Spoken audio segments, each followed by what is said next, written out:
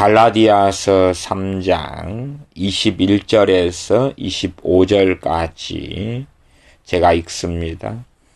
그러면 율법이 하나님의 약속들을 거스리느냐? 결코 그럴 수 없느니라.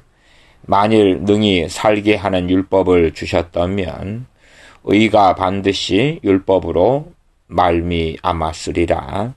그러나 성경이 모든 것을 죄 아래 가두었으니 이는 예수 그리스도를 믿음으로 말미암은 약속을 믿는 자들에게 주려 함이니라.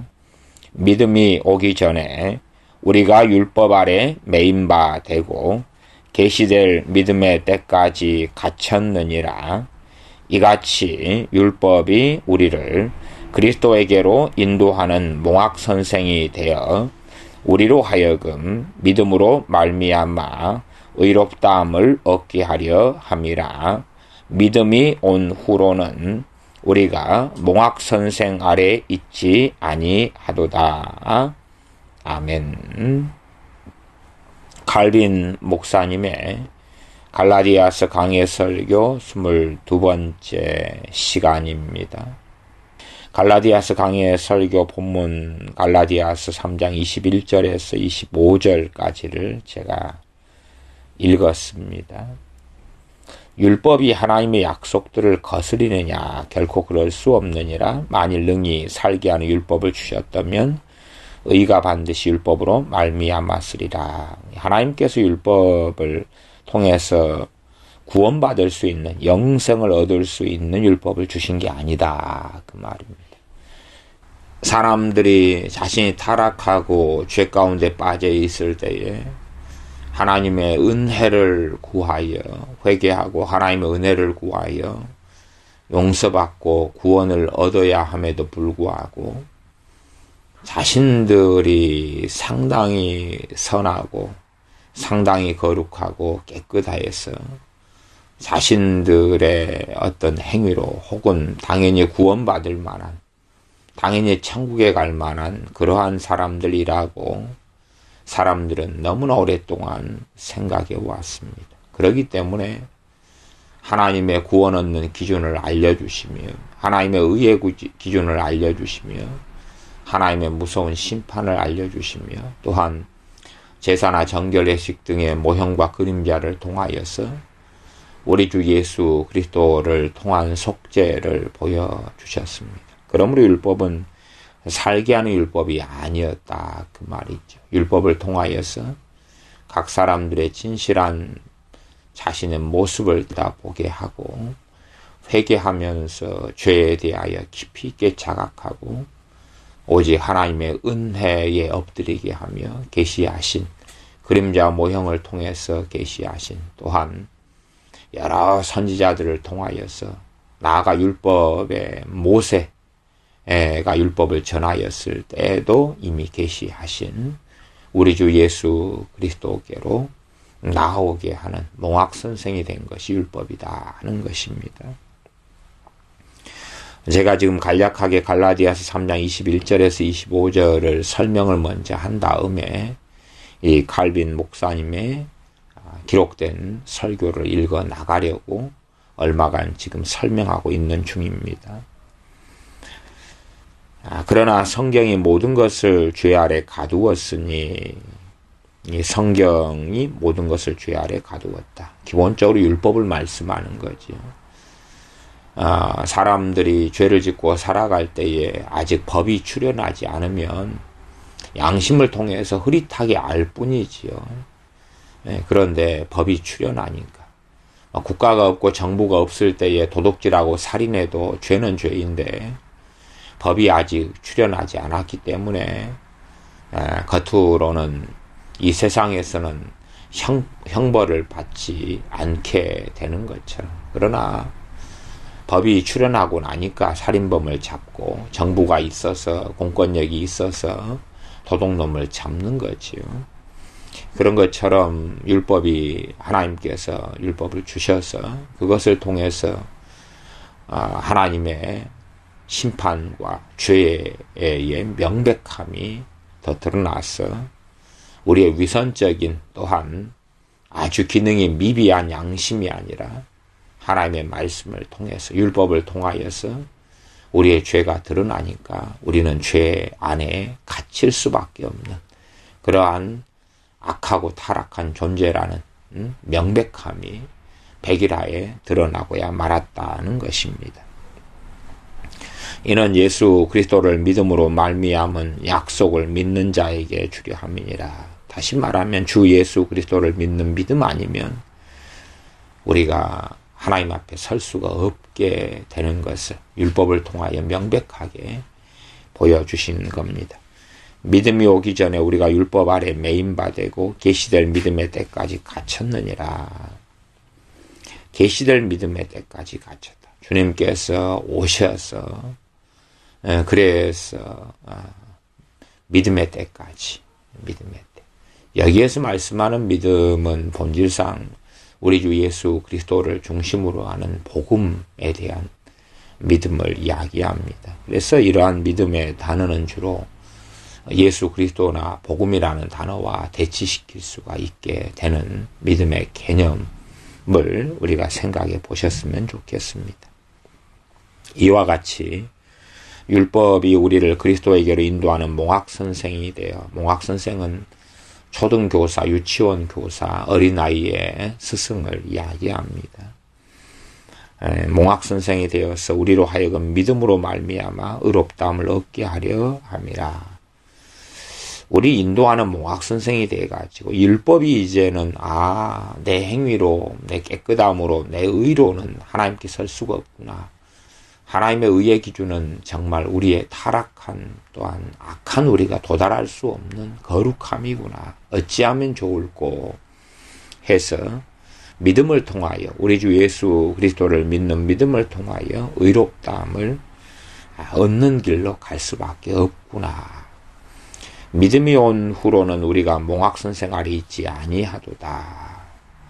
율법이 필요 없다는 무용론이 아니라 그 율법을 통하여서 이제는 우리가 율법을 가지고 살고, 그러나 율법 가운데 몽학선생이라는 것은 앞에서 갈라디아서의 앞에 본문들처럼 기본적으로 어떤 율법의 의식, 율법의 그림자와 모형이 되는 그런 것들을 이야기하는 것이 기본으로 삼고 있다 정도는 이해하시면 좋겠습니다. 그러지 융학선생 아래 있지 않다 그러니까 액면 그대로 모든 율법, 그래서 십계명도 이제 유치원 초등생 거다 뭐 그렇게 하면 안 됩니다. 기초와 기본이 되는 것입니다.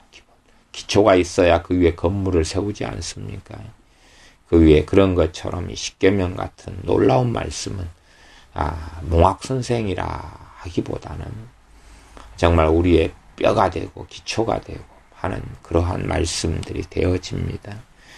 그래서 몽학선생 아래 있지 않다 이런 것은 더 이상 이제 우리 주님 오셨기 때문에 제사나 정결의식 등이나 그러한 정하고 부정한 것이나 이런 것을 가릴 필요가 이제 없게 되어졌다 하는, 믿음을 통하여 모든 음식이, 모든 동물이 깨끗하게 되어진 것처럼, 또한 짐승의 피가 아니라 영원한 아들 대신 우리의 대제사장 되시며 중보자 되신 주님의 피로 속죄가 이루어진 이 놀라운 계시에는 과거에 양이나 소나 이런 흠없는 짐승의 피로서 속죄가 이루어지는 것 아래 머물 필요가 없게 되었다.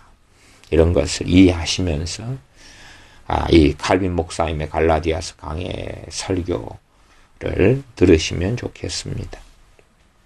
이제 제가 읽어 나가겠습니다.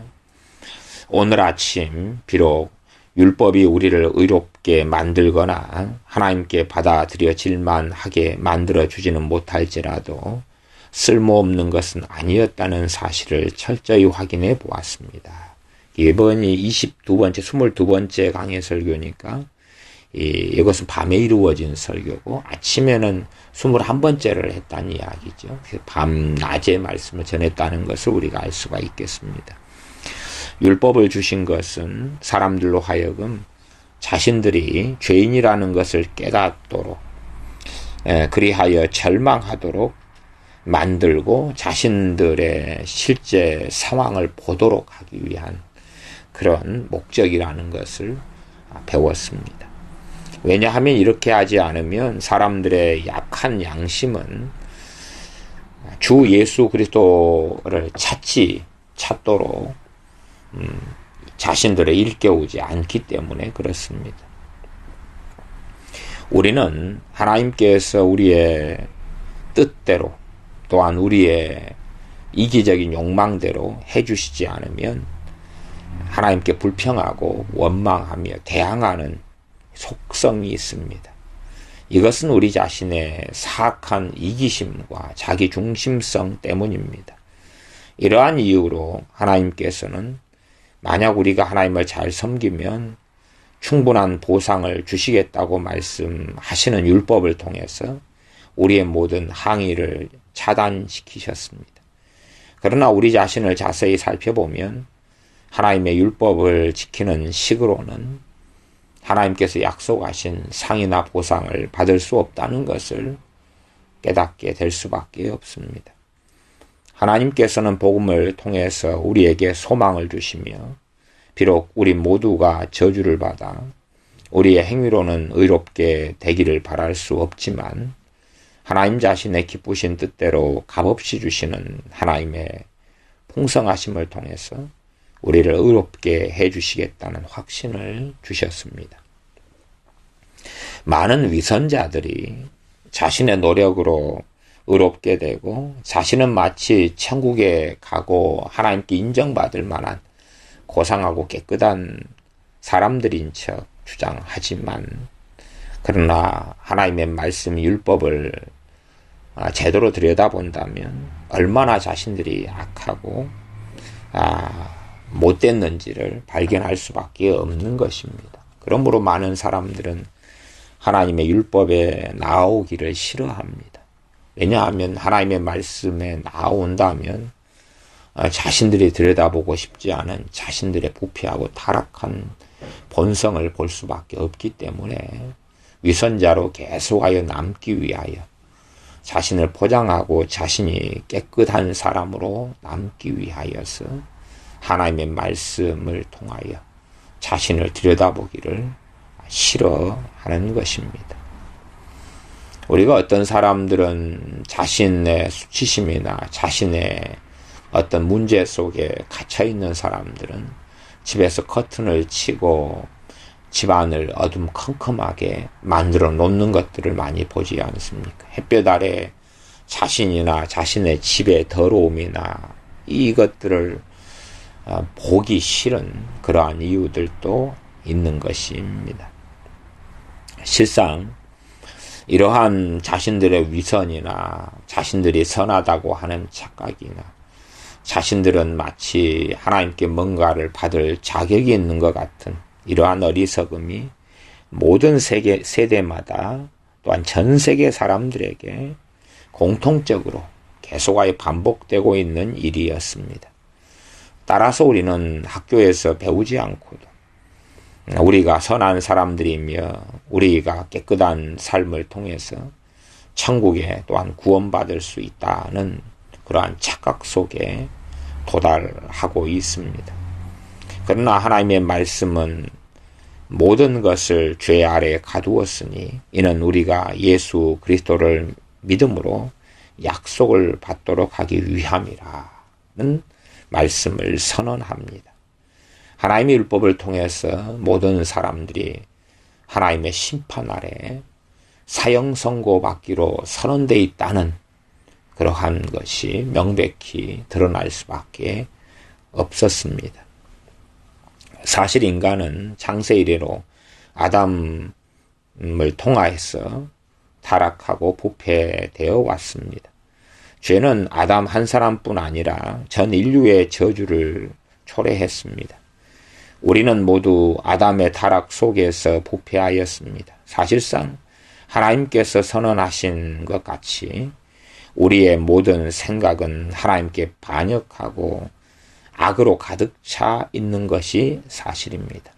이 하나님의 선언은 창세기 6장 5절에 나와 있습니다.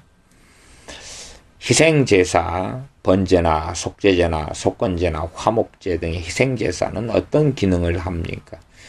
만약 사람이 자신의 노력에 의지한다면 저주를 받을 수밖에 없다는 것을 밝히 보여주는 그런 것입니다. 희생제사를 드릴 수밖에 없다 하면 자신들의 죄가 드러나서 그 죄가 하나님께 용서받아야 한다는 것을 보여줍니다. 우리 모두는 우리 자신 속을 살피고 우리의 참된 모습을 보아야 합니다.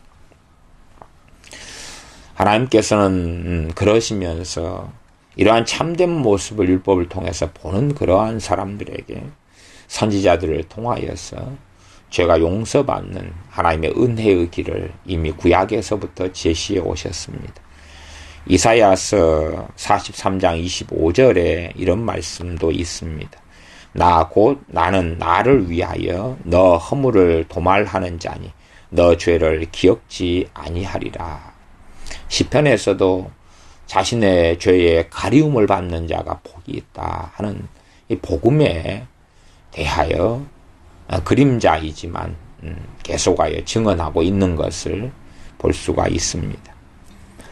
특히 하나님께서는 예수 그리스도를 보내어 우리의 의로 삼도록 하셨어야만 하였다는 사실을 우리는 깨닫게 되어야 합니다. 왜냐하면 우리의 의로움과 우리의 행위로는 우리의 죄밖에는 드러나는 것이 없고 우리의 멸망과 심판밖에는 받을 것이 없다는 것을 우리의 어리석고 부패한 위선적인 양심이 아니라 하나님의 법인 말씀을 통해서 말씀 가까이 나아가는 사람들은 하나님의 기준을 발견할 수밖에 없기 때문에 그러합니다. 나아가서 우리가 좀 더 하나님의 말씀을 깊이 있게 살펴서 얼마나 우리가 완악하고 죄 가운데 빠져 있는가를 보려면 로마서 3장 19절 이후의 말씀들을 깊이 있게 연구하시면 됩니다. 사도 바울은 이 갈라디아서 3장에서는 로마서 3장 19절 이하의 말씀을 간략하게 해서 우리가 죄 안에 가두어져 있다는 사실을 말씀합니다. 하나님께서 우리를 고치시고 변화시키기 전에 인간 본성들이 얼마나 악한지 그러한 특징들이 로마서 3장에는 나열되어 있습니다. 하나님께서 이 세상에 온전한 자가 있는지 없는지를 알아보시기 위해서 이 땅을 내려다 보셨으나 모든 사람이 악으로 부패됐고 황폐화되었기 때문에 하나님을 찾는 자가 아무도 없다는 것을 말씀하셨습니다. 분명히 사도 바울은 단지 두세 사람만을 가리키지 않고 모든 사람이 그러했다고 말씀합니다. 단지 하나님께서 그 속에 성령님의 역사하심으로 성령의 인도하심을 받는 그러한 하나님의 사람들은 예외였다는 것을 우리는 기억하면 좋습니다. 왜냐하면 그런 사람은 하나님의 은혜 속에 들어왔고 하나님의 은혜와 성령님의 새롭게 하심을 통하여 구약에서도 살아갔기 때문에 거기에 사람들은 모든 사람에서는 제외가 되는 사람들입니다. 자신의 힘, 자신의 능력으로 살아가는 모든 사람들을 말씀하는 겁니다. 하나님께서 인간에 관하여 선언하신 말씀은 취소될 수 없고 철회될 수 없습니다. 그러므로 우리가 하나님의 말씀을 들을 때에 우리의 반응은 우리의 고개를 떨구고 당연히 우리는 하나님 앞에서 참회하는 회개하는 모습이어야 합니다. 우리가 우리의 어리석은 자만심, 우리가 선하고 깨끗하다는 또한 얼마간의 선함을 가지고 있다는 다른 사람들보다도 내가 하나님 앞에 그래도 천국 간다면 내가 갈 수 있을 것 아닐까 하는 어리석음을 벗어버린다면 우리는 하나님께서만이 우리에게 필요한 것을 주시는 분이심을 발견할 준비가 됩니다.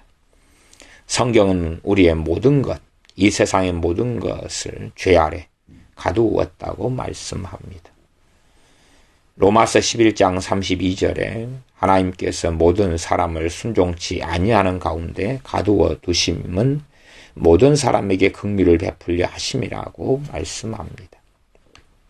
이 뜻을 통해서 우리의 유일한 구원의 소망이 오직 하나님의 은혜에만 있도록 하기 위해서 우리 모두는 저주를 받아 영원한 멸망에 이르도록 작정되었다는 사실을 볼 수가 있습니다. 사실상 우리는 죄 가운데 있어서 그 죄가 우리로 하여금 하나님의 영원한 심판 속에 머무르게 하는 것입니다. 그러나 하나님께서는 거기에서 멈추지 아니하시고 우리를 위한 긍휼을 베푸셔서 구원의로 길을 이끄시기 위하여 그 아들을 보내심입니다. 사람들은 자신이 죄인이라는 사실을 깨닫게 될 때까지 계속하여 잘못된 확신 속에서 뒹굴고 자신들 중심성으로 자신을 영화롭고 높이기 위하여 계속하여 자신의 어리석은 길을 걸어갑니다.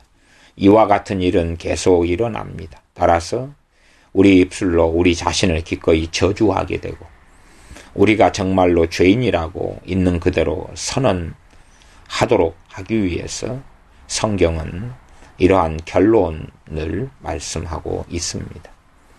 로마서 11장에서 인용한 사도 바울의 하나님께서 모든 사람에게 긍휼을 베풀이 하심이라는 말씀에서 모든 사람이란 인류 전체를 이야기하는 것은 아닙니다. 인류 전체에게 하나님의 구원의 치유책을 제시하신 건 맞지만 그러나 오히려 인류의 대부분의 사람들은 복음에서 제시된 치유책을 거절하고 있고 그러한 거절과 자신들의 죄 때문에 결국은 멸망당할 수밖에 없지 만인구원론처럼 모든 사람이 결국은 구원을 받게 될 것이야 하는 것은 이단 사설이 됩니다. 사도 바울은 하나님의 약속을 받는 수단을 믿음이라고 말씀합니다. 요한복음 3장 16절에 하나님이 세상을 이처럼 사랑하사 독생자를 주셨으니 이는 저를 믿는 자마다 멸망치 않고 영생을 얻게 하려 하심이니라고 기록합니다. 믿음이 영생에 들어가는 구원받는 문을 여는 열쇠입니다. 우리는 하나님의 부르심을 받았습니다. 그러나 부름을 받은 것만으로는 충분하지 않습니다. 우리는 응답해야 합니다. 예를 들면 하나님께서 너는 내 백성이다 라고 말씀하시면 우리는 주여 그렇습니다. 주는 나의 하나님이십니다 라고 응답해야 합니다. 또한 하나님께서 너희는 나의 자녀다 라고 선언하시면 우리는 그러므로 우리는 우리 아버지이신 당신에게로 나옵니다 라고 해야 합니다. 갈라디아서 강해설교 후편 두 번째 권 하권 20페이지에 나와 있는 내용입니다. 그럼에도 우리 자신의 의지로는 이런 식으로 하나님께 응답하지 못합니다. 이러한 응답은 성령님의 도우심으로 가능합니다. 믿음이 사람에게서 나올 가능성은 전혀 없습니다. 우리가 믿음을 굉장히 강조하는데 믿음은 일단은 구원받는 믿음은 유다서나 야고보서 등에 기록된 것처럼 하나님의 선물이고 하나님으로부터 왔다라고 성경은 명시합니다. 구원받는 믿음은 사람이 만들어낼 수 없습니다. 두 번째, 주님께서 책망을 하시는 믿음이 없다, 적다의 책망에서 믿음은 사람이 만들어낼 수 있는 것처럼 보이지만 결코 그럴 수 없고 어디에서 나오냐 그러면 말씀에서 나온다는 것입니다.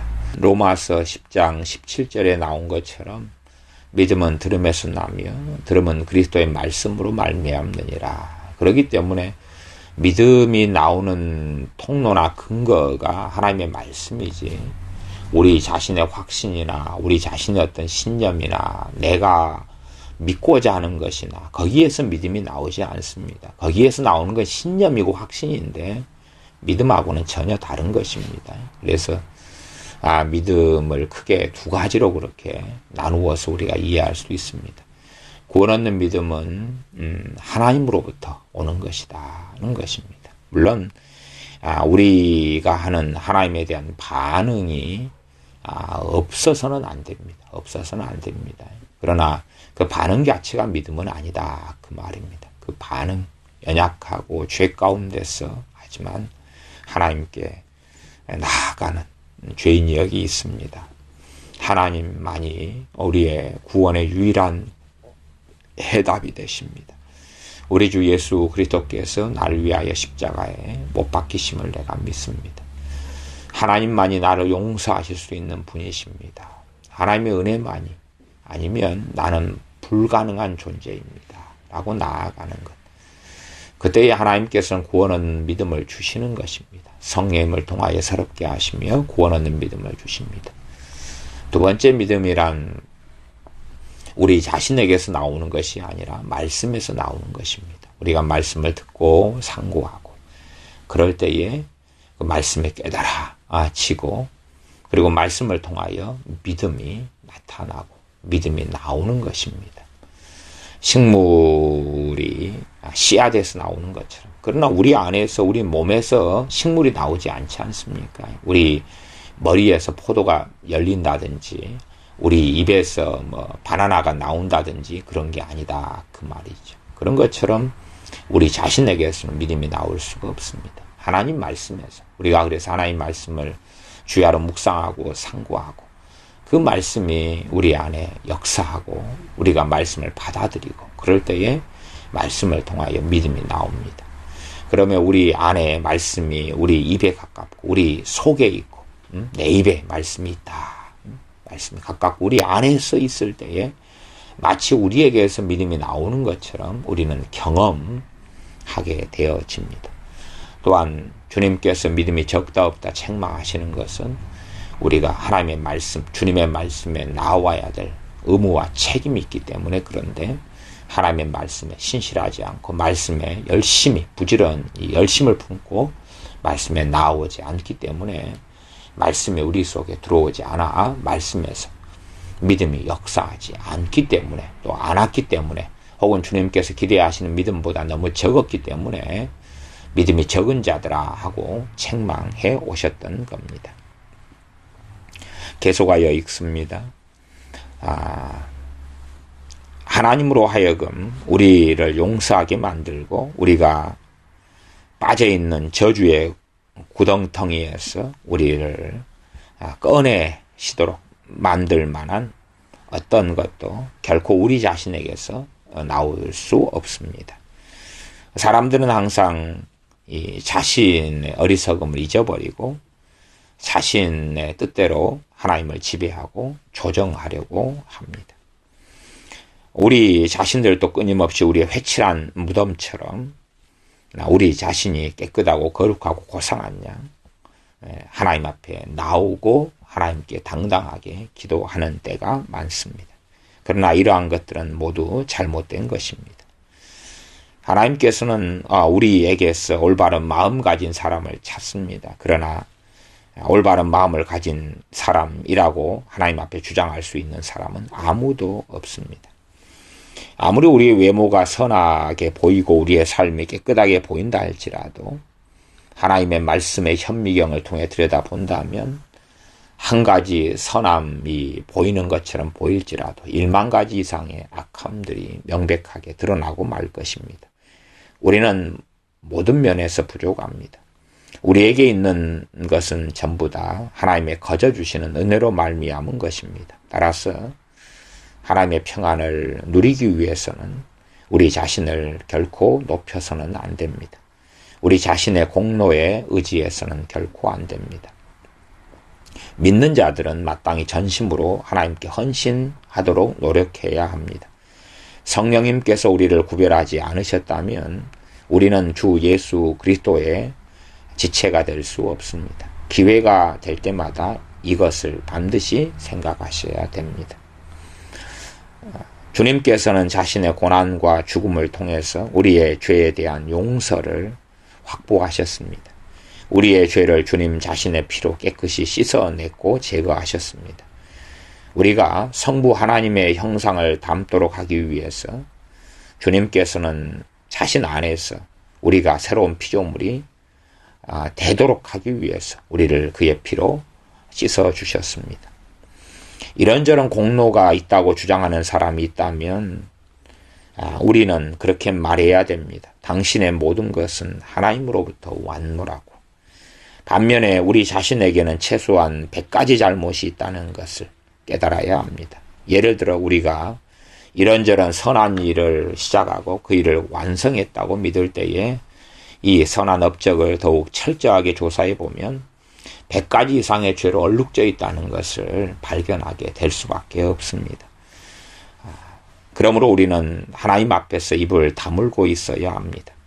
만일 하나님의 긍휼을 원한다면 그 유일한 요구 조건은 믿음뿐인데 이 믿음은 오직 하나님께서만이 또한 하나님 말씀에서만이 나올 수 있는 것입니다. 그렇습니다. 오직 믿음뿐입니다.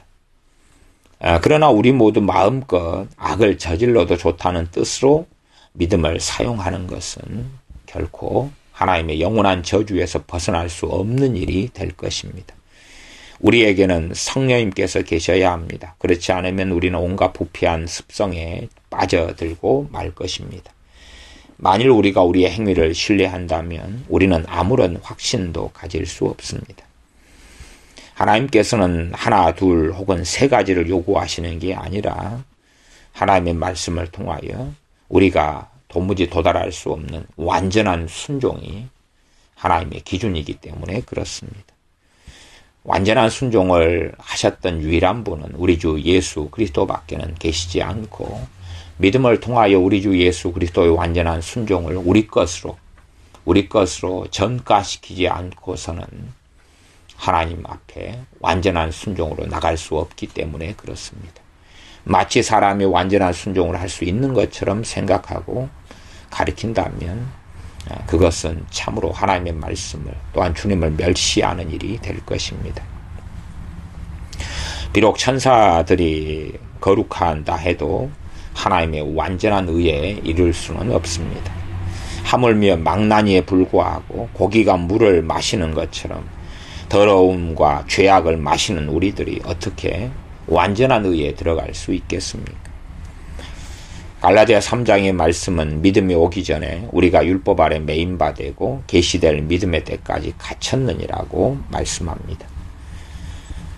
여기에서 율법과 믿음이라는 이러한 단어는 좀 더 깊고 길게 설명하지 않으면 그 뜻이 분명케 되지 않을 때가 많습니다. 그러므로 우리가 믿음이나 율법이라는 단어들에 대하여서 성경에 나와 있는 여러 가지 의미와 뜻으로 사용되는데 획일화시켜서 모든 성경에 나와 있는 믿음은 같은 뜻이거나 율법은 다 같은 뜻이거나 하는 오류를 범하지 말고 문맥 속에서 여기서 사용되는 믿음은 어떤 뜻이었는가 하는 것, 율법이 어떤 뜻이었는가 하는 것을 잘 살펴 보아야 됩니다. 그런 면에서 성경이 유감스럽게도 하나님께서 성경을 통해 하나님의 종들을 통해 말씀하셨어도 우리가 원할 정도까지의 친절함으로써 자세하게 설명하지는 않았습니다.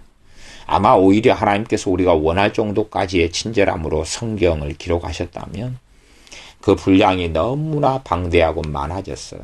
그래서 오히려 성경을 더 잘 보지 않는 사람들로 가득하게 되었을 겁니다. 우리에게는 하나님의 약속을 즐거운 마음으로 받아들이는 믿음이 필요합니다. 왜냐하면 하나님의 약속은 공로에 달려있지 않고 하나님의 풍성한 은혜에 달려있기 때문입니다. 우리가 하나님께 나아가 하나님께 받아들여질 유일한 방법은 우리 주 예수 그리스도를 통한 것밖에는 없습니다. 그래서 사도 바울이 믿음이라고 말씀할 때에 우리 주 예수 그리스도를 가리키고 있는 것입니다. 사도 바울이 로마서에서도 이와 관련된 갈라디아 3장에 의롭게 된다는 주제를 다룰 때의 믿음도 우리 주 예수 그리스도를 가리키는 방향성임을 알아야 합니다. 믿음이라는 단어는 더욱 특별한 의미가 있는데 복음에 있는 계시를 포함하는 의미입니다. 아브라함의 시대에는 믿음의 대상이며 완성이신 주 예수 그리스도께서 아직 오시지 않았기 때문에 믿음이 아직 계시되지 않았습니다.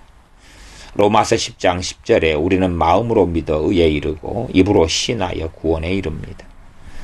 아브라함의 믿음은 그 당시에는 다소 희미했습니다.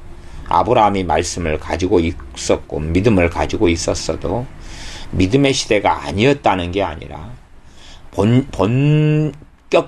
본격적으로 믿음의 시대가 아니었다는 이야기입니다. 아브라함 때도 믿음이 있었지만 완전한 계시가 되지 않았기 때문에 희미했다는 의미에서의 믿음의 때가 되지 않았다는 뜻입니다. 아브라함은 예수 그리스도 안에 소망을 두었으며 주님에게서 나오는 구원을 기다렸습니다. 아브라함은 그러나 믿음의 그늘 속에 머무른 것이었고 예수 그리스도를 멀리서 바라본 것이었습니다. 예수님께서 아브라함 때에는 의의 태양으로 나타나지 않았기 때문이었습니다. 그러므로 사도 바울이 믿음이 아직 오지 않았다는 말의 의미를 우리는 잘 이해해야 됩니다. 그러하지 극단적으로 구약은 율법 시대, 신약은 믿음 시대, 이러한 구분은 좋지 않습니다. 그러므로 신약이 믿음의 때라, 믿음의 시대라 하는 의미를 균형되게 잘 이해하는 것이 옳습니다. 아브라함도 믿음으로 구원받았고 모든 족장들과 선지자들도 믿음으로 구원받았습니다. 그럼에도 그들은 우리 주 예수님께서 오시지 않았기 때문에 제사를 드렸고 정결 예식을 치렀습니다. 율법 아래에서는 지성소에 들어가 백성들을 대신하여 중보하는 제사장이 있었습니다. 백성들 자신은 멀리 떨어져 있어야 했고 그 사이를 분리하는 장막이 쳐져 있었습니다. 우리 주 예수님께서 오시지 않았을 때에 의식과 모형이 있었지만 지금 이 시대에는 사도 바울이 골로새서 2장 17절에서 말씀한 것처럼 구약의 선지자들과 족장들과 이런 이들이 누리기를 원했던 본체 실체를 우리는 가지고 있습니다. 이제 하나님께서는 더 이상 속죄를 위하여 송아지나 어린 양이나 황소를 요구하지 않으십니다. 우리는 성령님의 능력을 통해서 주 예수 그리스도의 핏부림을 받아야 합니다. 주 예수 그리스도 안에 구원에 필요한 모든 것이 있습니다. 이와 같이 지금은 믿음이 다스립니다. 즉 예수 그리스도가 완전히 계시되었다는 의미입니다. 그러나 우리의 조상들은 그런 것들을 조금밖에 맛보지 못했습니다. 믿음을 통해서 그들이 구원을 받았고 은혜를 통해서 그들이 구원을 받았음에도 그들은 믿음의 모든 것을 맛본 게 아니란 이야기입니다. 이 때문에 사도 바울은 마치 율법이 그들을 속박하였다는 듯이 매였다 갇혔다라는 말씀을 합니다. 그들이 영생을 알지 못해서가 아닙니다. 몽학선생이라는 단어를 율법을 통해 사용하는데 몽학선생은 아이들의 선생을 뜻합니다. 사도 바울은 율법의 역할은 하나님의 옛날 백성들의 유년기, 어린 시절에 적합한 몽학선생의 역할을 한다고 말씀합니다. 지금은 성인의 때라는 것은 주 예수 그리스도를 통한 완전한 계시가 되어졌기 때문에 그러한 비유를 성경이 사용하는 것입니다. 예수 그리스도께서 오신 것은 우리의 욕망과 욕구를 채워주기 위해서가 아니라 우리의 죄를 용서하시며 영생을 주시기 위해서 오신 것입니다. 아브라함은 예수님의 날을 보았다고 주님께서 요한복음 8장 56절에 말씀하고 있습니다. 그러함에 아브라함은 우리 주 예수님의 날을 때를 믿음으로 보고 하나님의 은혜로 본 이후에 그는 평안을 누렸고 구원을 받았던 것입니다. 그러하지 아브라함은 율법을 통해서 구원받은 것이 아닙니다. 다윗도 늘 이 세상 너머에 있는 것을 바라보며 살았습니다. 야곱은 죽을 때에 마지막 숨을 거둘지라도 세상에서는 다른 어떤 것도 소망할 수 없고 하나님의 구원을 기다린다고 선언하였습니다. 창세기 49장 18절입니다. 그러한 아브라함이나 야곱이나 다윗이 가졌던 율법은 모형과 그림자로 가득 차 있었습니다. 그러나 지금 예수 그리스도는 천국으로 가는 구원 얻는 길을 명확하게 계시하셨습니다. 우리들의 믿음의 선조들은 믿음의 정도에 있어서 우리보다 훨씬 탁월했지만 그러나 그들이 가지고 있는 계시와 말씀은 정말 적었고 부분적이었습니다.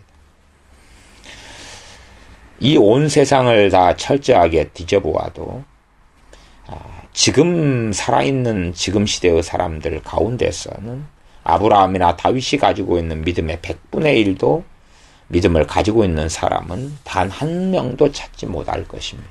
비록 그들은 계시의 조금밖에는 그림자와 모형을 가지고 말씀의 조금을 가지고 살았는데 우리보다 말씀의 모든 것을 가진 우리보다 그들은 믿음의 100배, 1000배 이상 강렬했습니다. 그러므로 그들이 말씀을 계시를 조금만 가지고 있었다는 것은 얼마나 그들의 믿음이 탁월했는가를 오히려 돋보여 주게 합니다. 그들은 우리를 수십만 번 무너뜨릴 모든 유혹을 극복했습니다. 그들은 하나님의 언약이 구원의 언약이 지금보다 훨씬 희미했을 때에 그러했습니다. 만일 우리 가운데서 한 사람이 아브라함과 다윗이 겪었던 싸움을 해야 했다면 어떻게 되었겠습니까? 아마 실족했고 무너졌을 것입니다. 아브라함은 일생 동안 객지 생활을 하였습니다. 아브라함이 갔던 가나안 땅은 아브라함이 우물을 여러 개 팠지만 그러나 마실 물도 구할 수 없었을 때가 있었습니다. 이삭은 우물을 여러 개 유산받고 또 파기도 했지만 자주 빼앗겼습니다. 아브라함은 헤아릴 수 없는 많은 위험에 노출되었습니다. 그래서 군사를 기르고 또한 전쟁터에 나서기도 했습니다. 하나님께서는 많은 고난과 시련을 그들에게 주셨습니다. 사실은 너무나 이러한 하나님의 믿음의 선배들이 받은 고난이 많아서 하나님께서는 마치 그들을 지옥 구덩텅에 끌고 가시는 것처럼 보일 때가 많았습니다. 지금의 시대의 사람들이 생각하는 복지나 또한 욕망이 채워지는 그러한 길로 하나님께서 인도하신 것이 아니었습니다. 하나님께서는 그들의 믿음을 연단시키신 후에 그들의 믿음이 승리했다는 사실이 드러났습니다. 다윗에 대하여 말하자면 그는 오랫동안 도망자의 신분이었고 머무를 곳조차 없어서 불신자들이나 하나님의 원수들에게 도망 다녔고 굴 속에서 자기도 했습니다. 다윗은 짓밟혀서 세상에서 가장 사악하고 가장 역겨운 사람인 것처럼 모든 사람에게 저주를 받았습니다. 그럼에도 불구하고 다윗은 참고 견디었고 계속하여 하나님께 간구하였습니다. 다윗은 미혹에 빠져서 하나님께 이런 상황 속에 불평하거나 대적하지 않았습니다. 오히려 극한적인 고통과 고뇌의 때에도 하나님을 영화롭게 하였습니다. 그러한 다윗이나 아브라함의 믿음은 틀림없이 우리들로 하여금 얼마나 우리 자신의 믿음이 이 완전한 계시를 받고 말씀 66권을 가졌음에도 우리의 믿음이 적고 빈약한지 우리를 부끄럽게 만들 수밖에 없습니다. 만약 우리가 우리 자신의 양심을 잘 조사해 보면 이러한 구약의 믿음의 계시를 조금밖에 갖지 않은 이러한 믿음의 선배들보다 극히 적은 분량의 믿음만을 가지고 있다는 사실을 볼 수밖에 없습니다. 이사야 선지자는 천사와도 같은 사람이어서 잠자는 자들의 마음을 격동시킬 정도로 권위와 위엄을 가지고 있었습니다. 또한 그렇게 하나님의 말씀을 선포했고 그리하여 이사야 선지자의 말씀을 듣는 사람들은 정말 놀라운 능력의 말씀을 들을 수 있었습니다. 그러나 그럼에도 불구하고 이사야 선지자는 백성들에게 그들 시대에 맞는 것만을 가르쳤습니다. 다른 말로 하면 이사야 선지자가 백성들에게 준 가르침은 가나안 땅에 대한 이야기고 가나안 땅이 하나님의 사랑의 증표고 희생제사와 정결의식을 준수해야 하고 하나님의 자녀가 된다는 것이 얼마나 복된 일인가를 가르쳐주는 모든 모형과 그림자에 불과한 수준을 크게 벗어나지 못하였던 것입니다. 그러나 지금 우리에게는 예수 그리스도가 있습니다. 오늘날 어리석은 사람들조차도 복음을 선포한다면 비록 유창하거나 품위는 없을지라도 우리 주 예수 그리스도를 증거하기 때문에 이사야 선지자가 증거했던 것보다 훨씬 더 위대하며 아름답습니다. 그것이 세례 요한에 대해서 주님께서 증언했던 이야기이기도 합니다. 여자가 낳은 자 중에 가장 크고 위대하다는 것은 구약의 선지자들의 희미한 모형과 그림자를 증거했다면 세례 요한은 오신 주 예수 그리스도를 증거했기 때문에 그 시대에는 그 누구보다도 세례 요한의 선언과 선포는 위대했을 수밖에 없습니다.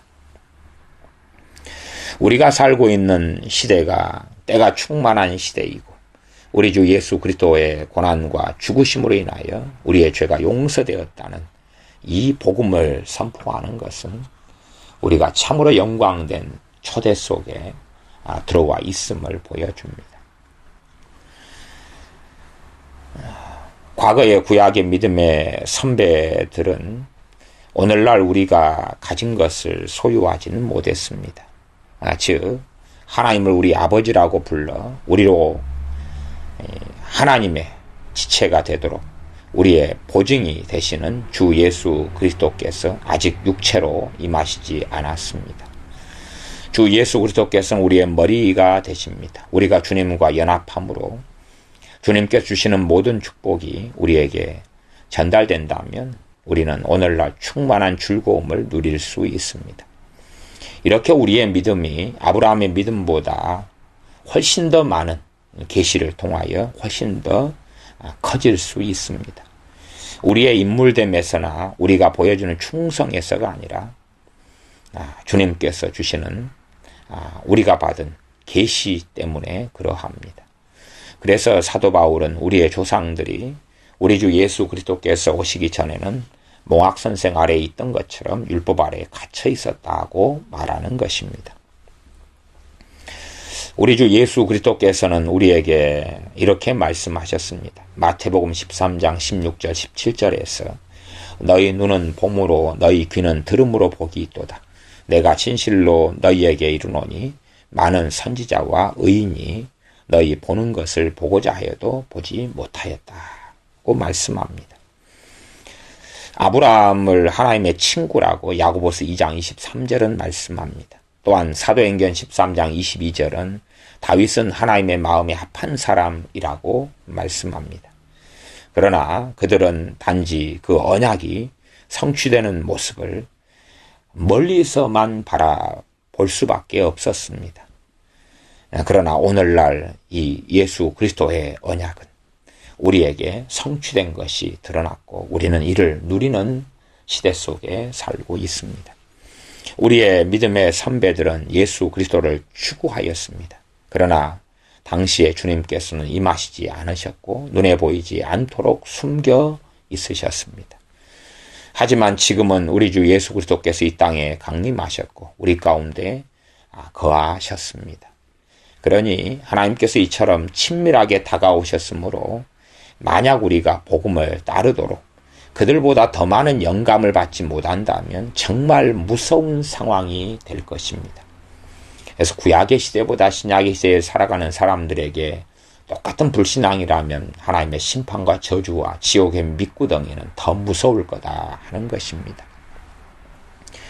하나님께서는 지금 우리의 모습 그대로 비참한 피조물에 불과한 우리에게 율법 아래 매인 모든 거룩한 왕들과 족장들에게 주신 것 이상으로 이처럼 엄청난 특권을 주셨으므로 우리는 하나님께서 받아 마땅하신 하나님의 영광과 하나님을 참 찬양할 이유가 훨씬 더 큽니다.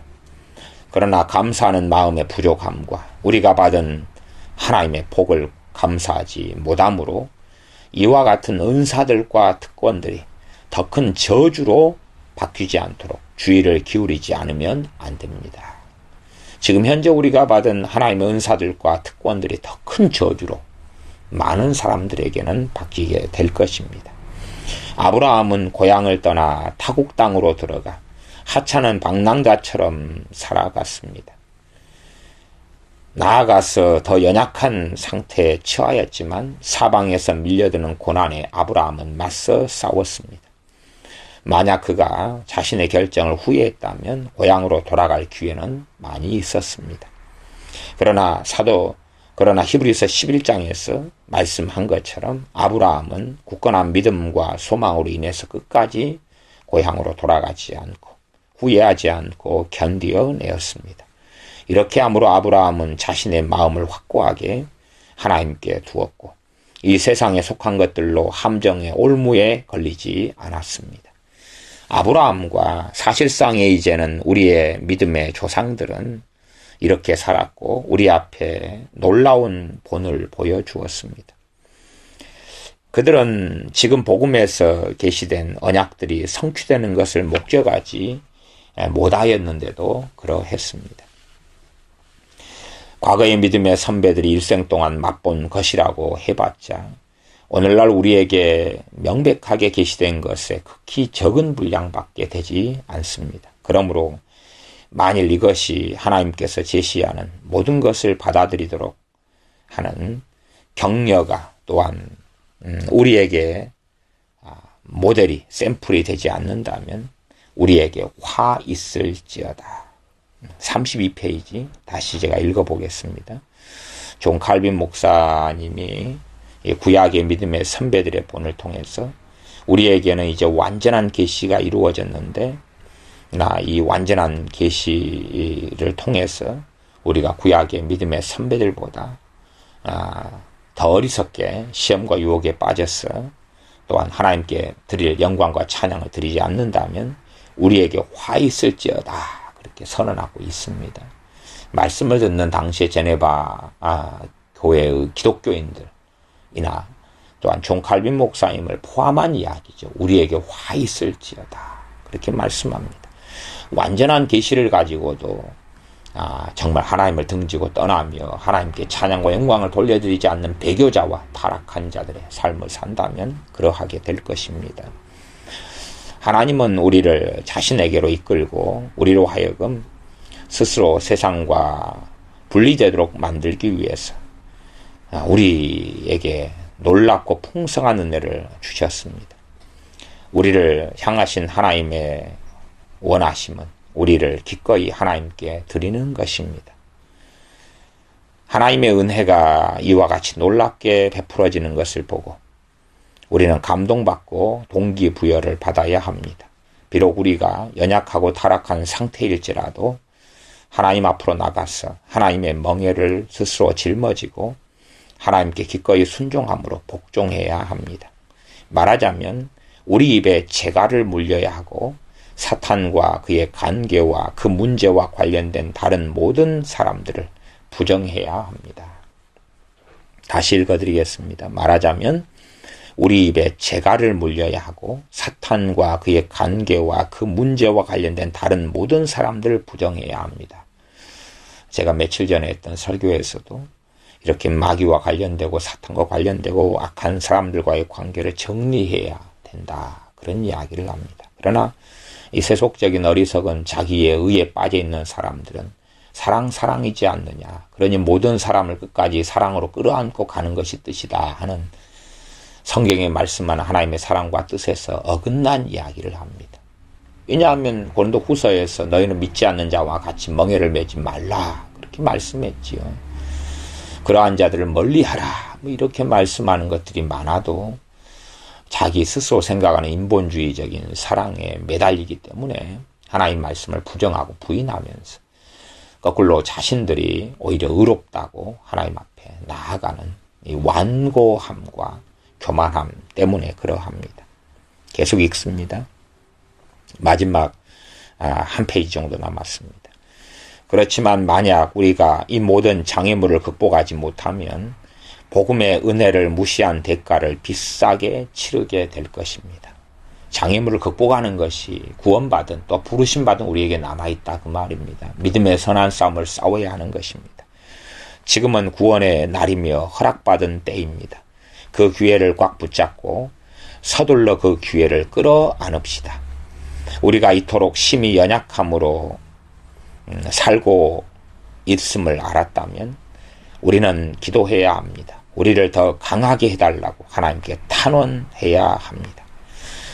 우리는 우리 안에서 커다란 갈등이 있습니다. 그러나 우리가 사탄의 맹렬한 창으로 에워싸여 있다는 것을 고려한다면 이와 같은 격렬한 노력은 극히 중요합니다. 격렬한 노력이다 이야기. 격렬한 노력. 격렬한 노력은 극히 중요합니다. 격렬한 노력을 해야 된다 그 말이죠. 근데 방임하면서 노력하지 않는 사람들. 이 과거에 존 칼빈 목사님의 때에는 밤과 낮으로 1시간 이상씩 되는 강의 설교를 듣고 그렇게 예배하고 말씀을 상고하였는데 지금은 여행 가고 집을 사고 차를 타고 취미생활을 하고 이것저것 누리면서 아주 한가하게 보냅니다. 만약 우리가 하나님을 경외하는 삶을 산다면 사탄이 우리를 방해하기 위해서 궁리에 낸 모든 계획에 맞서서 싸울 수 있게 되며 하나님의 말씀을 따를 수 있게 됩니다. 우리는 또한 우리보다 앞서가서 우리를 기다리고 있는 믿음의 선배들의 조상들의 발자취를 따라갈 힘을 얻게 됩니다. 그러면 우리 주 예수 그리스도의 지극히 복된 재림의 순간에 우리 모두는 하늘에 있는 영원한 집으로 영접될 것입니다. 이제 우리의 위대하신 하나님의 위엄 앞에 엎드려서 우리의 죄악들을 인정하고 그 죄악들을 우리가 미워할 수 있도록 도와달라고 기도해야 합니다. 그리고 하나님 앞에서 떨 뿐만 아니라 하나님의 용서를 구하며 참된 회개를 통해서 하나님 앞에서 새롭게 되기를 기도합시다. 우리의 믿음이 더욱 강하게 자라나 우리의 모든 불결을 깨끗이 제거하는 지점까지 이르고 주님의 형상에 완전하게 일치하여 하나님의 영광이 우리를 통하여 드러나게 해달라고 기도합시다. 약속된 유업을 완벽하게 소유하게 되기를 기도합시다. 이 은혜를 우리에게 뿐만 아니라 모든 사람들에게도 주시기를 기도합시다. 아멘. 제가 기도하겠습니다. 우리가 우리의 의로움으로 또한 내가 고상하고 깨끗하다고 이 전인류 속에서 착각하고 살아와서 전능하신 하나님께서 율법을 통하여서 우리가 죄 아래 갇혀 있음을 보여주시고 하나님이 영원한 심판 아래 갇혀 있음을 보여주시며 율법을 통하여 그리스도에게 인도하는 몽학선생의 구실을 하게 하셔서 우리의 죄와 타락과 오염을 보여주시며 우리 주 예수 그리스도 외에는 하나님의 은혜 외에는 구원받을 수 없다. 또한 결코 구원받을 수 없는 우리가 구원받을 수 있는 길을 보여주셨사오매 감사를 드립니다. 우리의 믿음의 선배들과 조상들이 비록 우리보다 계시의 말씀을 또한 그림자의 모형 속에 살았지만 그러나 그들은 주님을 바라보았고 적은 말씀을 가지고서라도 더 많이 순종하고 믿음의 삶을 살았음을 우리가 보았으니 우리가 믿음의 선배들 조상들의 본을 받아서 우리는 이제 완벽한 계시와 주 예수 그리스도의 약속의 말씀을 또한 주님의 십자가와 보혈과 죽으심과 부활하심과 또한 재림하심의 말씀을 받았사온즉 더 격렬하게 노력하고 수고하여서 주님 앞에 서서 영원한 저주와 멸망 속에 들지 아니하도록 또한 주님의 죽으심이 우리 안에서 주님의 은혜가 우리 안에서 헛되지 아니하도록 그렇게 수고하고 노력하며 모든 영광을 하나님께 돌려드리며 또한 하나님만을 높여드리는 하나님을 위한 주님을 따르는 삶을 살게 하여 주시옵소서. 우리 주 예수님의 이름으로 기도하옵나이다. 아멘.